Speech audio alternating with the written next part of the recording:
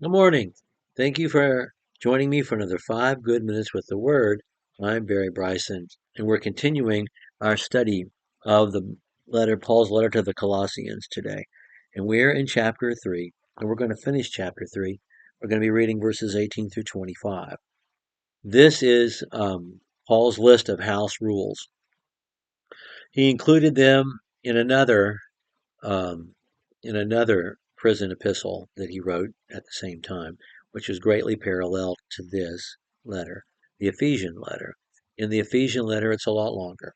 In the Ephesian letter, he talks a lot more about husbands and wives and the way husbands are supposed to love their wives and care for their wives the way Jesus does for the church, and the way wives are supposed to show respect to their husbands.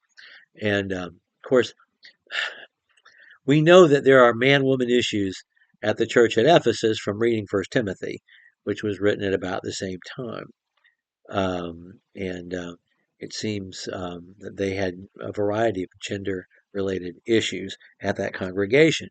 That doesn't seem to be the problem here, but a list of house rules are in order so that they can happen. And so he talks about wives, husbands, parents, children, and slaves.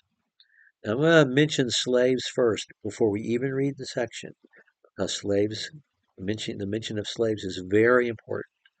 Because at the same time this letter was delivered, so was the letter to Philemon, who is the host of the house church, this house church. And Paul wants Philemon to release his slave Onesimus, who is now a Christian, and doesn't expect he'll want to do it. And so it's very important as the letter to this congregation is being read that he talks about the slave master relationship.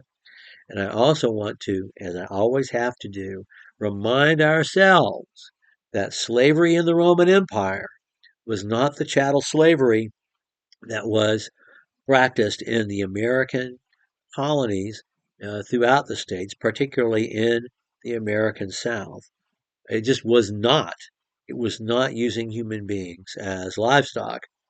Slaves in the Roman Empire were persons, not two-thirds or three-fourths of a person, but a full person who had a right to their personhood. They were owned. They did not have a lot of self-determination, but they did have protection under the law.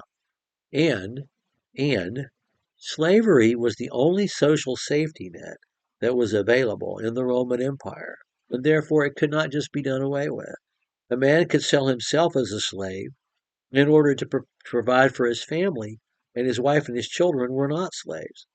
A husband and wife could be slaves, but their children that they had together were not slaves of that household in the Roman Empire. I mean, it was not the same institution, and it could not just be done away with without hurting a lot of people. And I'm not talking about slave owners.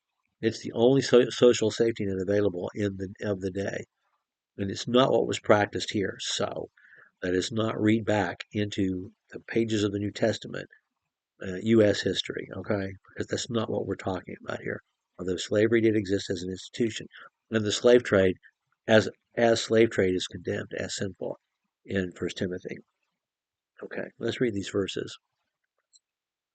Wives, be subject to your husbands as is fitting in the Lord. Husbands, love your wives and do not be embittered against them. Children, be obedient to your parents in all things, for this is well pleasing to the Lord. Fathers, do not browbeat your children, exasperate your children, that they may not lose heart. Slaves, in all things obey those who are your masters on earth, not with external service, as those who merely please men, but with sincerity of heart, fearing the Lord. Whatever you do, do your work heartily, as for the Lord rather than for men, knowing that from the Lord you will receive the reward of the inheritance. It is the Lord Christ whom you serve. For he who does wrong will receive consequences of the wrong which he has done, and that without partiality. Now, there's a thread embedded in this, and I hope you heard it. So, it's very brief. Wives, be submissive to your own husbands.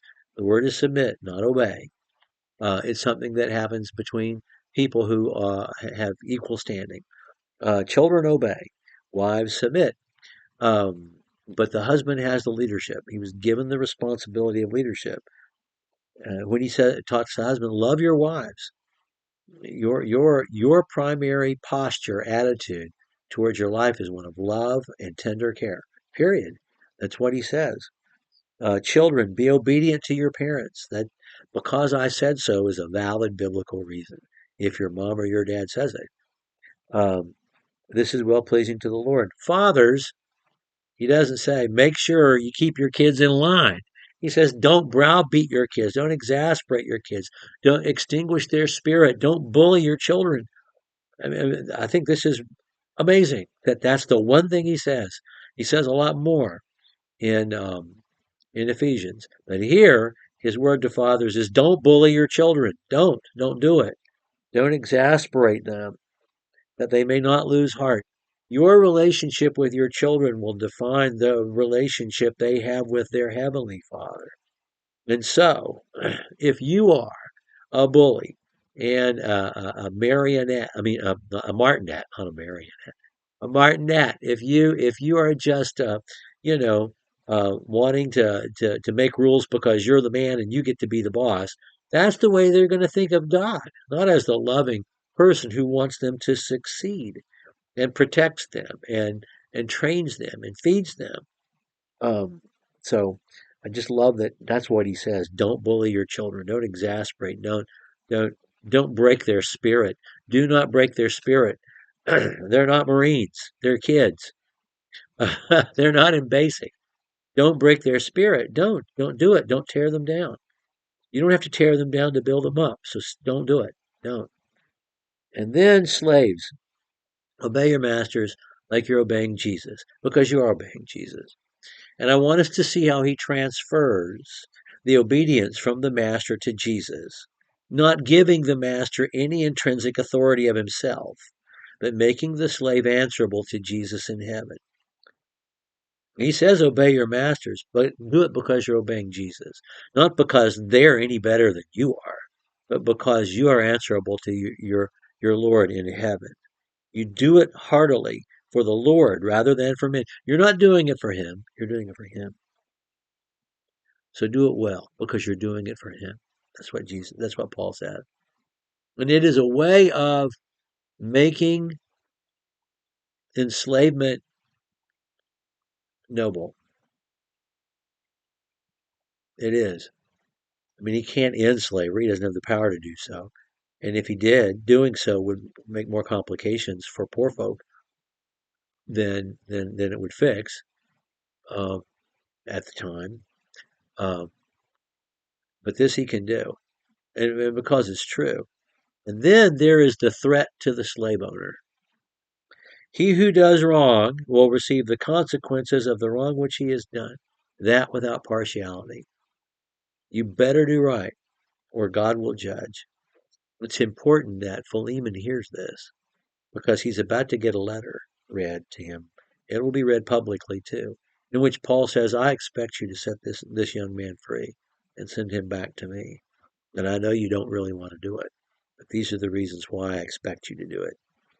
And so there's a threat there. There really is. There's a threat of judgment because it's real. It's not an empty threat. Okay. We'll pick up with masters doing justice to their slaves in chapter 4. This verse 25 works both ways. And we'll look at that next time. Thank you so much for joining me for another what is now nearly 10 good minutes with the word.